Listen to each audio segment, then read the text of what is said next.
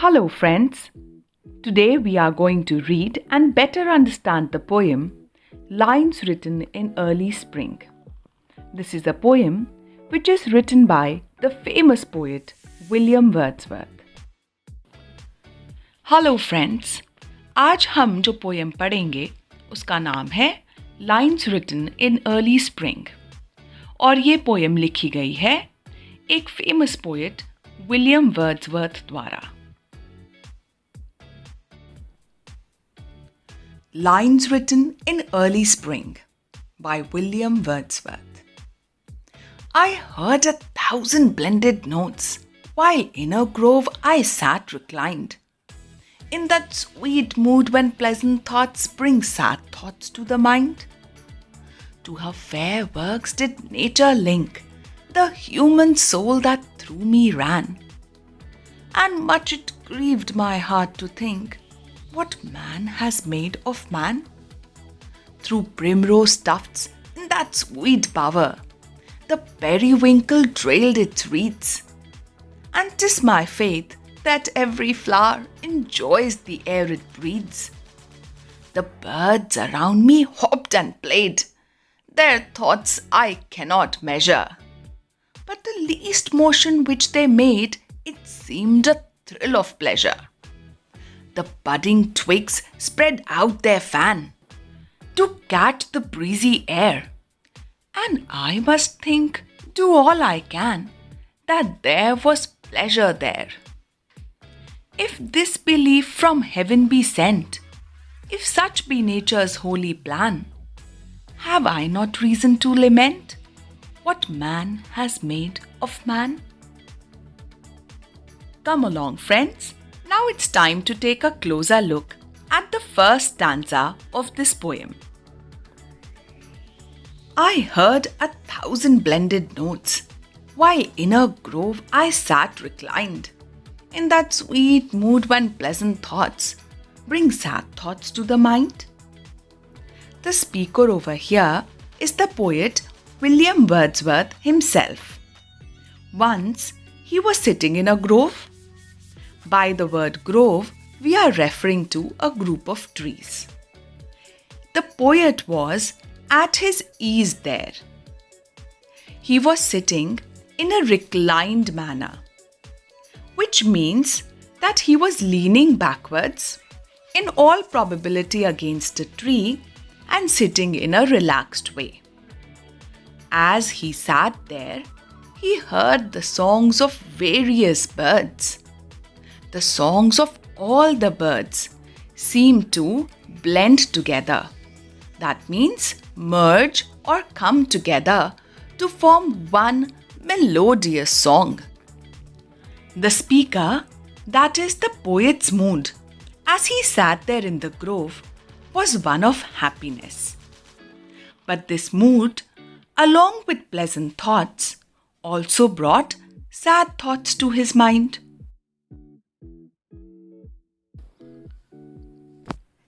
इन पंक्तियों में कवि विलियम वर्ड्सवर्थ हमें यह बताना चाहते हैं कि एक बार वो वृक्षों के एक झुरमुट में बैठे थे, मतलब कि वो पेड़ों के बीच में बैठे थे. उस वक्त वो बहुत ही खुश महसूस कर रहे थे. वह आराम से एक पेड़ के साथ टेक लगाकर बैठे थे. वहां पर तरह तरह के पक्षी चहचहा रहे थे और कवि को ऐसा लग रहा था कि मानो उन सबकी चहचहाहट ने मिलकर एक सुंदर से गीत का रूप ले लिया हो, जिसे सुनकर वह बहुत खुश महसूस कर रहे थे.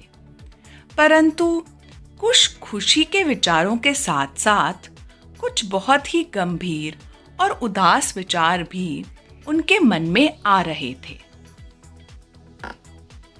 Now, let's take a closer look at the second stanza of the poem.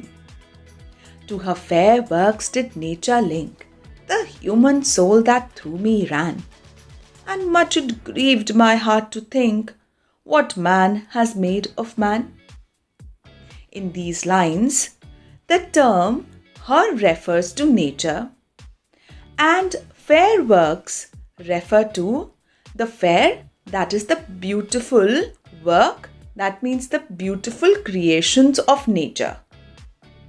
The speaker, who is the poet, felt that nature had done an excellent job of creating the various creatures in the world. He realized that his own human soul was also one of nature's creations. As he sat there in the grove, in the lap of nature, he felt as if his human soul was also linked to nature and all of nature's creations. It was this realization that made him feel great sorrow.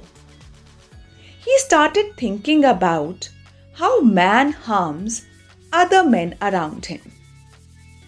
He started thinking about the ways in which man has destroyed the world, destroyed nature, and made the world an uncomfortable place for other humans to live. This realization grieved him. That means made him feel very sad.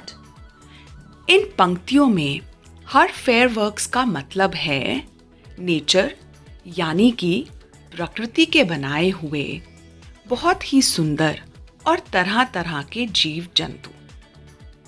इन पंक्तियों में कवि लिखते हैं कि उनको यह एहसास होता है कि नेचर यानी कि प्रकृति ने तरह तरह के सुंदर जीव और जंतु बनाए हैं और यह सारे जीव जंतु एक दूसरे के साथ किसी न किसी प्रकार से जुड़े हुए हैं।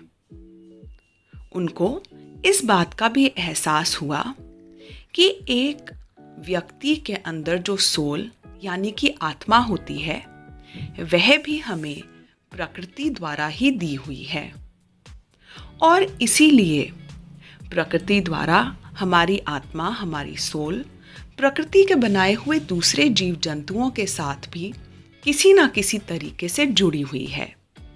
तभी तो जब हम प्रकृति के पास होते हैं, तरह तरह के जीव जंतु, पशु पक्षी, पेड़ पौधों को देखते हैं तो मन में कहीं ना कहीं हमें काफ़ी खुशी महसूस होती है। यह सब सोचते हुए दिल ही दिल कवि बहुत ही उदास हुए क्योंकि उनको इस बात का भी एहसास हुआ कि इंसान न केवल प्रकृति को नुकसान पहुंचा रहा है परंतु साथ ही वह दूसरे इंसानों को भी बहुत नुकसान पहुंचा रहा है। अक्सर किसी भी इंसान के दुख का कारण कोई और इंसान ही होता है। तो यह देखकर कवि को मन ही मन बहुत बुरा लगा। What man has made of man का मतलब हुआ इंसान ने ही दूसरे इंसानों को कितना नुकसान पहुंचाया है। Now let's go to the next stanza. Through primrose tufts in that green bower, the periwinkle trailed its wreaths, and 'tis my fate that every flower enjoys the arid breeze. Primrose tufts refers to bunches of primrose flowers.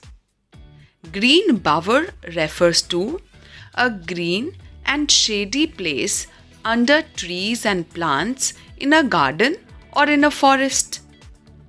Over here, the poet is telling us that he was looking at the way the plants were growing in that bower or in that grove. He could see bunches of primrose flowers.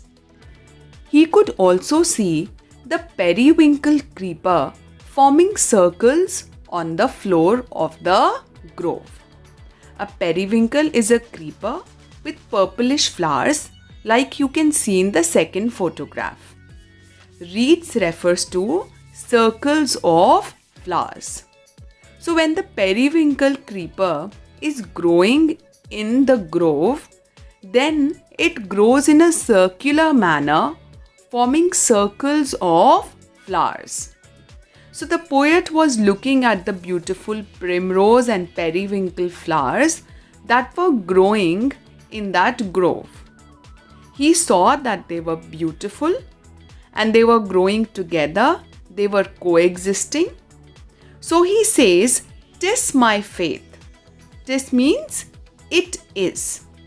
He says that it is his faith, it is his belief that every flower that grows in nature, like the primroses and the periwinkles, they enjoy the air that they breathe, which means that they enjoy the simple pleasures of life like breathing.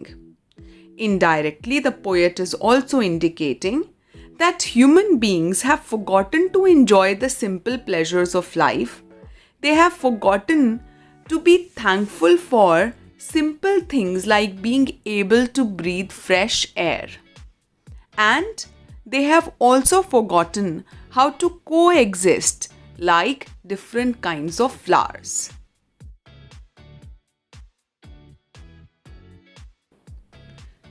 Primrose Tufts का मतलब होता है primrose flowers के गुच्छे, जैसे कि आप ऊपर की फोटोग्राफ में देख सकते हैं। ग्रीन बावर हुआ एक ग्रीन ग्रोव, यानी कि पेड़ों के बीच एक छायादार जगह जहां पर हरे हरे पौधे और सुंदर तरह के फूल उग रहे हों। जब कवि उस बावर यानी कि पेड़ों के बीच में बैठे हुए थे तो उनको तरह तरह के फूल वहाँ पर खिलते हुए दिख रहे थे, जैसे कि प्रिमरोज फ्लावर्स के गुच्छे और पेरीविंकल फूलों की लताएं। पेरीविंकल फूलों की लताएं वहाँ उस ग्रोव में ज़मीन पर इस तरीके से उग रही थीं कि मानो गोल गोल वह वहाँ पर पेरीविंकल फ्लावर्स की मालाएं बना रही हों। उन फूलों को देखकर कवि को यह एहसास हुआ कि हर फूल जिस ताज़ी हवा में सांस लेता है, उस ताज़ी हवा को वह बहुत ही इंजॉय करता है और उस ताज़ी हवा में बहुत ही खुश रहता है। तो कवि शायद हमें यह बताना चाहते हैं कि तरह तरह के फूल इकट्ठे उगते हैं और ताज़ी हवा में सांस लेते हुए खुश रहते हैं, परंतु हम इंसान ना तो इकट्ठे जीते हैं, ना आगे इकट्ठे बढ़ना सीखते हैं, और साथ में ही हम जिंदगी की छोटी छोटी चीज़ों को एंजॉय करना सीखते हैं। Now come along, let's look at the next stanza. The birds around me hopped and played. Their thoughts I cannot measure, but the least motion which they made, it seemed a thrill of pleasure. In this stanza, the poet notices the birds in the grove. He says that he could see the birds in that grove hopping, which means jumping around and playing with each other. He admitted that he could not measure their thoughts, which means that he could not understand what the birds were thinking. But from the motions which they made, which means from the movements that they made of jumping around and playing around, he could understand that they were thrilled and happy with the circumstances in which they lived. इन पंक्तियों में कवि हमें बताते हैं कि पेड़ों के जिस झुरमुट में वह बैठे थे, वहाँ पर तरह तरह के पक्षी थे। वह पक्षी इधर उधर कूद रहे थे और मानो एक दूसरे के साथ खेल रहे थे। हॉप्ड का मतलब होता है जंप करना या कूदना। कवि कहते हैं their thoughts I cannot measure, मतलब कि सबसे पहले वह यह बात मानते हैं कि उन पक्षियों के दिमाग में क्या विचार आ रहे थे यह वह नहीं समझ सकते, पर इसके बावजूद जिस तरह से वह पक्षी इधर उधर कूद रहे थे और खेल रहे थे, उसको देखकर कवि यह समझ गए कि वह पक्षी वहाँ पर बहुत खुश थे। Least motion which they made का मतलब है कि पक्षी वहाँ पे जो मूवमेंट्स कर रहे थे, मतलब कि जिस तरह से पक्षी वहाँ पे उछल कूद रहे थे, उसे देखकर उन्हें यह समझ में आ गया कि वहाँ पर वह पक्षी बहुत खुश थे। Now let's look at the next stanza. The budding twigs spread out their fan to catch the breezy air, and I must think, do all I can, that there was pleasure there. Twigs refers to small branches. By budding twigs, the poet is talking about the small branches which were growing on the trees in that grove. The poet is trying to tell us that when he was sitting in the grove, he noticed that on the trees there were branches growing on which new leaves were sprouting. The new leaves were fanning out, which means that they were spreading out as if they were trying to catch the wonderful breeze which was blowing in the grove. So it was as if those new leaves were spreading out because they were enjoying the breeze that was blowing in that grove. This made the poet think that there was great happiness there. There means in that grove. Twigs का मतलब होता है पेड़ों पर छोटी छोटी शाखाएं. Budding twigs का मतलब हुआ पेड़ों पर नई उगती हुई छोटी छोटी शाखाएं जिन पर हरे हरे नए पत्ते भी उग रहे हों. जब कवि पेड़ों के झुरमुट के बीच में बैठे हुए थे तो उन्होंने देखा कि पेड़ों पर नई छोटी छोटी शाखाएं उग रही हैं. उन शाखाओं पर नए हरे हरे पत्ते इस प्रकार उगते हुए फैल रहे थे कि मानो वह वहां पर बहने वाली सुंदर सी हवा को पकड़ना चाहते हों और उस हवा को महसूस करना चाहते हों. यह सब देखकर कवि के मन में यह विचार आया कि उन पेड़ों के झुरमुट के बीच में सचमुच एक बहुत ही खुशियों से भरा वातावरण था. Now, let's take a closer look at the last stanza of this poem. If this belief from heaven be sent, if such be nature's holy plan, have I not reason to lament what man has made of man?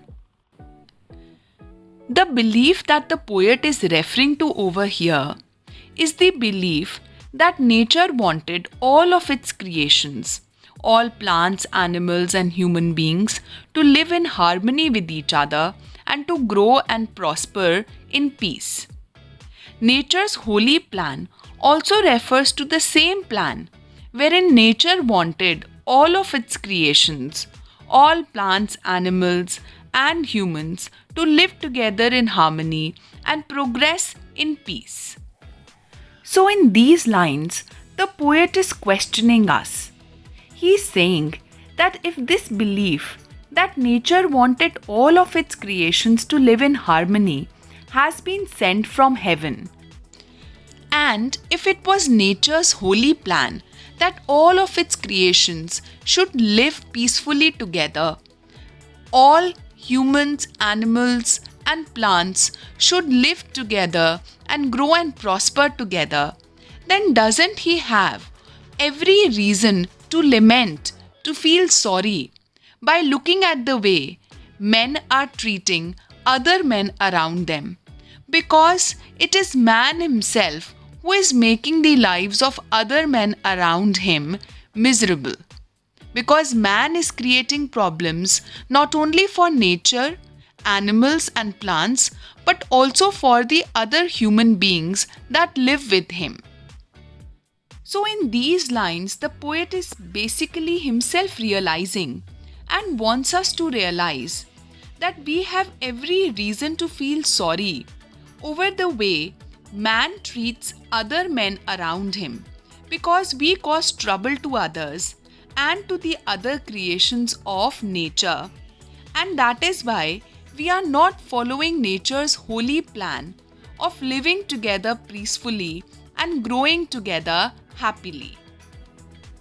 इन पंक्तियों में कवि जिस विश्वास की बात कर रहे हैं वह यह विश्वास है कि नेचर यानी कि प्रकृति यह चाहती थी कि उसके बनाए हुए सारे पेड़ पौधे, पशु पक्षी और सारे इंसान एक साथ सुख शांति और खुशी के साथ रहें।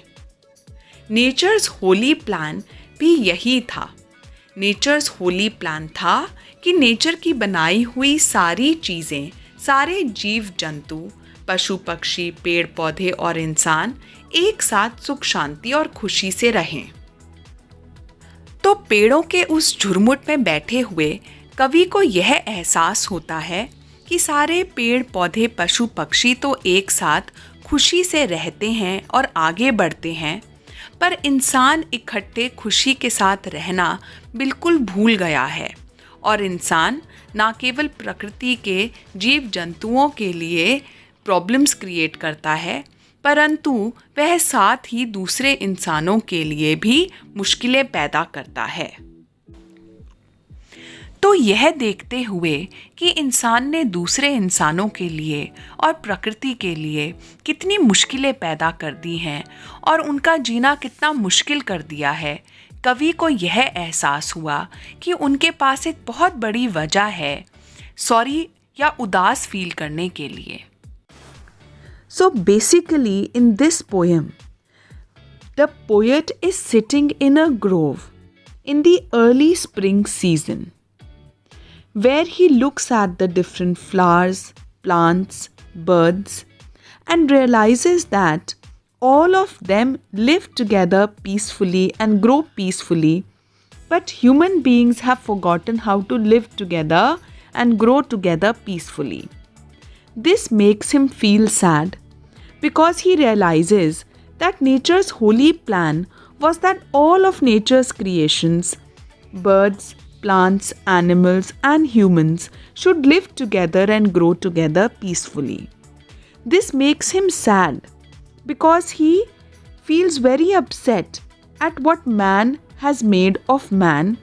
Basically, he feels very sad with the way men treat other men around them, because men usually treat other people and nature around with a lot of thoughtlessness and without any sympathy or care.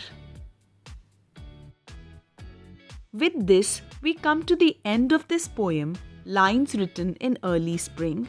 I hope that this video helps you to better understand this poem. Please do subscribe to our channel and share this video with other friends of yours.